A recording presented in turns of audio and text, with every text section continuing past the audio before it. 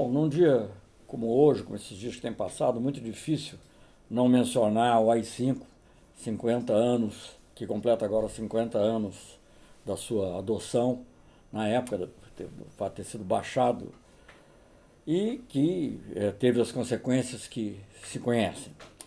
Ah, por isso mesmo é muito importante que nós todos sejamos defensores da democracia. Muita coisa que no passado se dizia, isso é democracia formal, mas a gente sente que a democracia formal faz muita falta. A liberdade de imprensa, muito importante, a liberdade de expressão mais amplamente, a possibilidade de organização de movimentos sociais que possam fazer suas reivindicações de forma pacífica. Tudo isso é muito importante, tem que ser respeitado. Mas é difícil também não falar, nesse momento, de alguns temas internacionais. O mais candente nesse momento é esse acirramento da disputa entre a China e os Estados Unidos, ou entre os Estados Unidos e a China, em função da prisão da herdeira dessa grande empresa chinesa, Huawei, e da vice-presidenta, aliás, dessa grande empresa chinesa. É muito curioso que isso tenha ocorrido justamente 2 ou 3 dias depois da famosa trégua que teria sido acertada, ou que foi acertada pelo Xi Jinping com o Trump na cúpula do G20 em Buenos Aires. Isso aí eu acho que é interessante para se ver, porque isso mostra também que, ao contrário do que muitas vezes a própria esquerda, as forças progressistas pensam, não há, digamos, uma unidade necessariamente em todas as forças que estão atuando, por exemplo, no governo americano. Eu não sei, é difícil você imaginar que uma ação dessas, cujo equivalente seria mais ou menos prender vice-presidente do Microsoft na China, né? É difícil imaginar que isso ocorra sem que se dê conhecimento ao presidente dos Estados Unidos. Agora, por outro lado, também é meio complexo imaginar que o presidente dos Estados Unidos tenha, digamos, concordado com uma trégua e 2 ou 3 dias depois ocorra um ato desse. Então isso pode demonstrar também que, mesmo dentro dos Estados Unidos, há correntes que são mais anti-chinesas do que o próprio Trump. Né? Que o Trump, eu acho que tem uma preocupação, obviamente, muito, não é exclusivamente, mas certamente muito comercial, muito econômica, até pelo background dele, mas outros talvez que tenham uma preocupação mais estratégica, podem, digamos, não ser a favor da trégua que o próprio Trump havia concordado fazer 2 ou 3 dias antes. E que tem impactos econômicos importantes. Então isso é uma coisa interessante para se estudar e para se ver, até porque essa falta de unidade possível dentro dos próprios Estados Unidos demonstram como não tem cabimento a ideia de alinhamento automático, porque mesmo o alinhamento, você vai fazer o alinhamento, que sempre é ruim, né? Mas com quem? Aquela ali é mais de uma... Mesmo dentro dos Estados Unidos existe mais de uma linha. E, obviamente, para um país como o Brasil, o que interessa é, digamos, trabalhar com essa diversidade, né? Como, aliás, fizemos nos últimos anos, jogando um pouco com essa ideia de um mundo mais multipolar. É verdade que nos últimos anos essa multipolaridade tem se estreitado numa semi-bipolaridade entre Estados Unidos e China. Mas mesmo assim, o Brasil não tem por que tomar um partido ou outro, né? O Brasil deve sim negociar com os dois. O fato do Brasil ter uma boa relação com os Estados Unidos também é algo positivo, porque pode nos ajudar também a obter melhores condições da China, porque os chineses são negociadores duros, e vice-versa. Então eu acho que nós temos que ter essa visão, e eu acho que é importante mencionar. E hoje, por coincidência, até aqui, não sei se é uma homenagem que o Fernando quis fazer, porque é um filme dirigido pelo meu filho, Vicente, mas imigrantes. É uma questão dos imigrantes japoneses no Brasil, que não aceitavam a derrota do Japão na Segunda Guerra Mundial. Mas por que isso me chama a atenção hoje? Porque, muito recentemente, foi anunciado que o Brasil não seguirá, não levará adiante, recusará o Pacto Global sobre Migração. Enfim, e eu acho que isso aí é uma coisa curiosa, porque, veja bem, quando os Estados Unidos faz isso, e eu não justifico de maneira nenhuma que faça, obviamente, e lamento que faça, mas ele é um país basicamente que recebe imigrantes, né? O Brasil, ao contrário, hoje em dia tem muito mais brasileiros vivendo fora do Brasil do que estrangeiros vivendo aqui.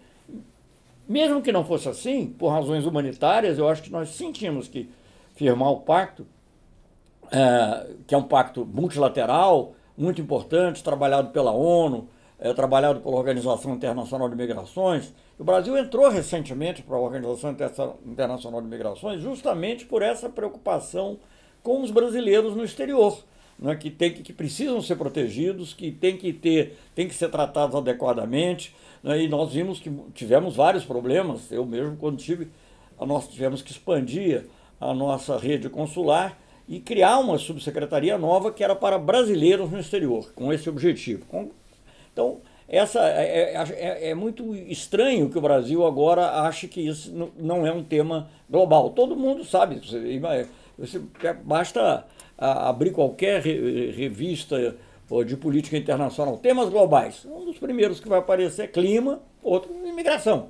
Você pode até discutir se os conceitos todos lá estão certos ou não estão, se as soluções são adequadas ou não são, mas eu acho que sim, um pacto multilateral é importante. E além dos brasileiros no exterior, nós não podemos esquecer que o Brasil é um país de imigrantes, né, que foi formado pelos imigrantes. Então não se pode considerar, e não existe uma invasão de pessoas de fora. Houve uma enorme contribuição, né, todos nós, de uma forma ou de outra, salvo os indígenas e os negros que vieram escravizados da África, mas são migrantes que vieram premidos por situações econômicas e que ajudaram a construir o país.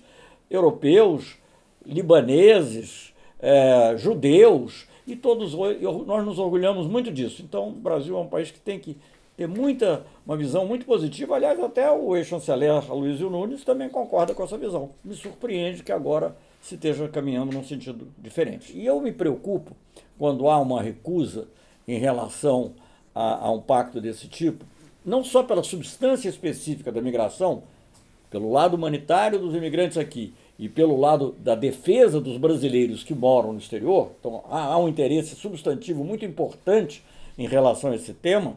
Faço até um parêntese para lembrar que nós tínhamos um problema muito sério com brasileiros, não estou falando dos grandes fazendeiros, não. Os brasileiros que tinham pequenas posses, não eram nem propriedades, posses na Bolívia, perto da fronteira, e a Organização Internacional de Migrações nos ajudou lá a resolver, meio que intermediou um acordo de cooperação com o governo boliviano e permitiu resolver aquela questão.